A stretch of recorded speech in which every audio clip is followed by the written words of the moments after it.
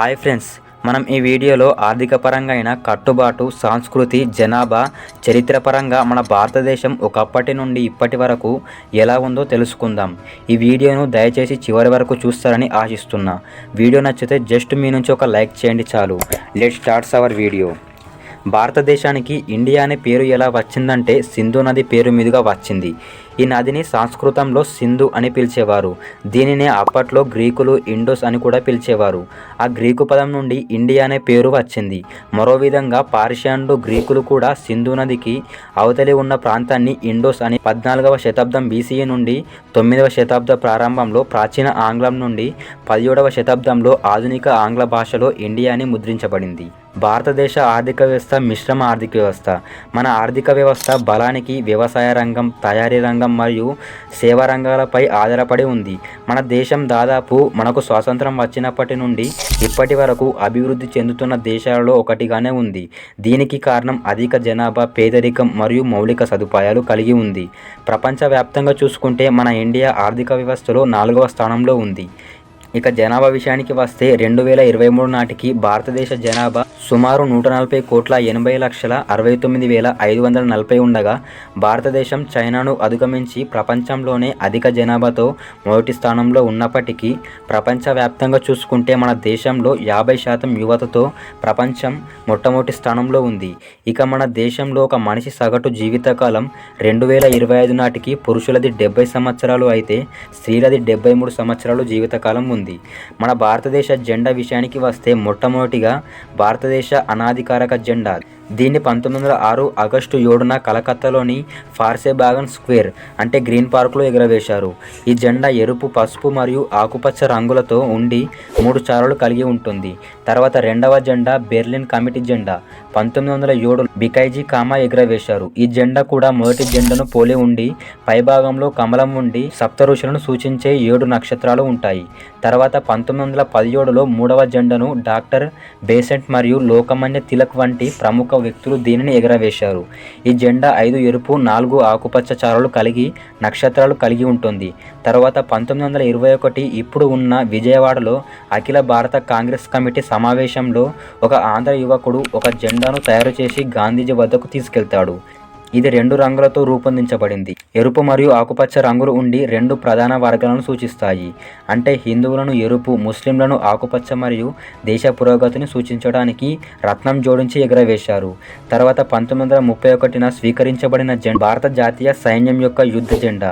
దీనిలో కాషాయం, తెలుపు మరియు ఆకుపచ్చ రంగులతో ఉండి అయితే దీనికి ఎటువంటి మతపరమైన ప్రాముఖ్యత లేదని స్పష్టం చేసింది.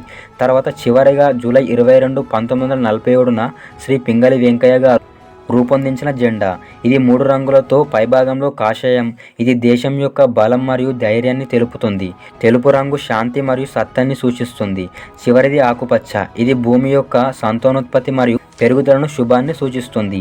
జెండాపై తెలుపు రంగులో అశోక చక్రవర్తి ధర్మచక్రాన్ని 3వ శతాబ్దపు మౌర్య చక్రవర్తి అయిన అశోకుని ప్రతీకగా చిత్రీకరించబడింది. ఈ చక్రంలో 24 ఆకులు ఉంటాయి. ఈ 24 ఆకులు 24 గంటలను సూచిస్తాయి మరియు ధర్మం, న్యాయం, సద్గుణాలు, సత్యం, కరుణ, శాంతి వంటి 24 గుణాలను సూచిస్తాయి. ఇక ఫేమస్ పీపుల్ విషయానికి వస్తే ఒకప్పటి నుంచి నేటి వరకు కూడా ఎన్నో వందల మంది చరిత్రను సృష్టించారు. వారిలో అశోక, చంద్రగుప్త మౌర్య, చాణుక్య, స్వామి వివేకానంద, ఛత్రపతి శివాజీ మహారాజ్ నుండి నేటి కాలంలో రతన్ టాటా, సర్దార్ వల్లభాయ్ పటేల్, రవీంద్రనాథ్ ఠాగూర్, మదర్ తెరీసా, సుభాష్ చంద్రబోస్ ఇలాంటి ఎందరో వ్యక్తులు చరిత్రను సృష్టించిన అందరూ ఇండియన్సే.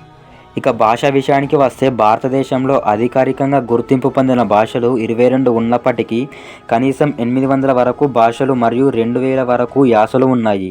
మన దేశంలో హిందీ 43.6% మాట్లాడతారు. అందువలన ఈ హిందీ భాషను జాతీయ భాషగా ప్రకటించారు. ఇక రెండవ భాష బెంగాలీ. ఇది 8.3% మాట్లాడతారు. తర్వాత మరాఠీ భాష 6.86% మాట్లాడగా తెలుగు భాష 6.7% ప్రజలు మాట్లాడతారు. మన భారతదేశాన్ని ఒకప్పటి మొహమ్మద్ గజనీ నుండి బ్రిటిష్ వారి వరకు అందరూ మన ఇండియాను దోచుకున్నవారే. మొహమ్మద్ గజనీ 971 నుండి 1030 సంవత్సరం ఏడి మధ్యకాలంలో సుమారు మన దేశంపై 17 సార్లు దండయాత్ర చేయగా 1025 సంవత్సరంలో సోమనాథ్ ఆలయంపై దాడి చేసి అక్కడ ఉన్న ఖనిజ సంపదను, బంగారాన్ని దోచుకున్నారు. తర్వాత హిందూ దేవాలయాలను నాశనం చేసి అక్కడ ఉన్న ప్రజలను చంపి మహిళలను బానిసలుగా చేసి ఆఫ్ఘనిస్తాన్లోని బానిస మార్కెట్లో అమ్ముతుండేవారు. తర్వాత ఆంగ్లేయులు 1750 నుండి 1947 అంటే సుమారు 200 ఏళ్ళు మన ఇండియాను పాలించి మన దేశ సుగంధ ద్రవ్యాలు మరియు అనేక సంపదను దోచుకొని ప్రజలను విజ్ఞానులను చేసి భారతదేశ సంస్కృతిని నాశనం చేశారు. ఇక అక్షరాస్యత విషయానికి వస్తే మన భారతదేశంలో 2024 నాటికి 100 మందిలో 81 మంది చదవగలరు మరియు రాయగలరు. మిగతా 19 మంది నిరక్షరాస్యులు. ప్రపంచవ్యాప్తంగా చూసుకుంటే అక్షరాస్యత పరంగా మన భారతదేశం 128వ స్థానంలో ఉంది.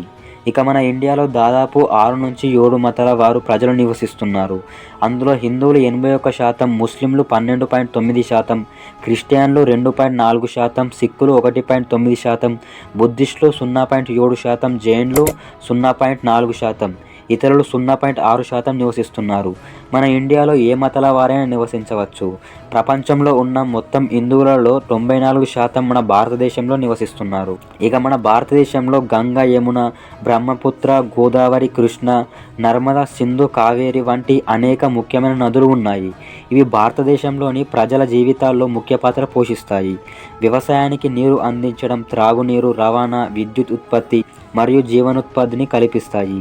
వీటిలో గంగా నది మన దేశంలో ఎక్కువ నీటి పరివాహక ప్రాంతాన్ని కలిగి ఉంది.